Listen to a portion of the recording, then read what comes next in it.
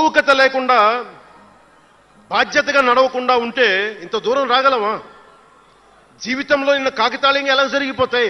అంత ఫ్లూక్ అండి అంటే 21 సీట్లతో 100% వచ్చేస్తామా? 151 సీట్లు ఉన్న ఆ పార్టీని 11 సీట్లకి రానివ్వగలమా? ఎంత పోరాటం చేశాం మనం, ఎంత నలిగాం.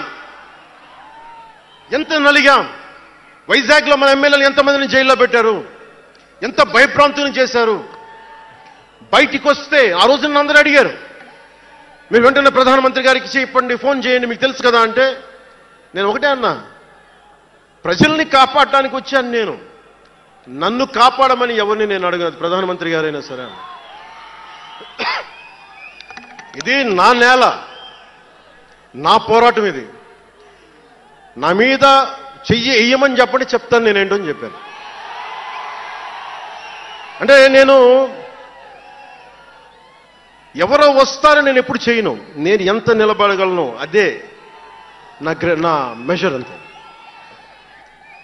నేను ఎలాంటి జీవితం నుంచి వచ్చానంటే, నాకు చుట్టుపక్కల పేరెంట్స్ కమ్యూనిస్టులు, పిల్లలేమో క్యాపిటలిస్టులు, అలాంటి లెఫ్ట్ భావాలతో ఉన్న నాయకుల్ని, వారి పిల్లల్ని నేను నెల్లూరులో చూసేవాడిని. అంటే మార్పు అనేది అవసరం. నాన్న కమ్యూనిస్ట్ కదా అని కొడుకు క్యాపిటలిస్ట్ అవ్వకూడదు రూల్ లేదు, ఇలాగే ఉండాలని ఏం లేదు. అంటే సహజం, అంటే మార్పు చాలా సహజం, ఎదగడానికైనా దిగజారడానికైనా సరే. వారి ప్రవర్తనని, వారి ఆలోచన విధానాన్ని బట్టి ఉంటుంది. కులాలను కలిపే ఆలోచన విధానం, భాషలని గౌరవించే సాంప్రదాయం, సంస్కృతుల్ని కాపాడే సమాజం, ప్రాంతీయతను విస్మరించిన జాతీయవాదం, మతాల ప్రస్తావన లేని రాజకీయం, అవినీతిపైన రాజీ లేని పోరాటం, పర్యావరణాన్ని పరిరక్షించే అభివృద్ధి ప్రస్థానం, ఇవన్నీ పెట్టినప్పుడు నవ్వారు అందరూ. అలాంటిది నన్ను ఈ రోజున పర్యావరణ మంత్రిగా తీసుకొచ్చింది ఈ సిద్ధాంతాలే.